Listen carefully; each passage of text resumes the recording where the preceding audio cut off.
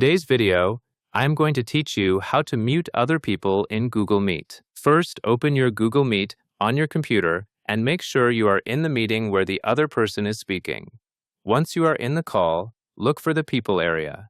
Click that People icon to open the panel that lists everyone in the meeting. If you do not see the People icon right away, give the page a moment to load, and then move your cursor around the meeting window so the interface elements appear. Next, find the person you want to mute.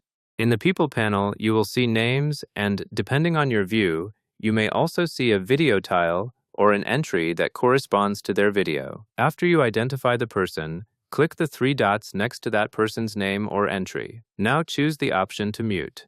Click Mute or select the Mute command from the drop-down menu. Once you mute the person, you can continue the meeting without interruption.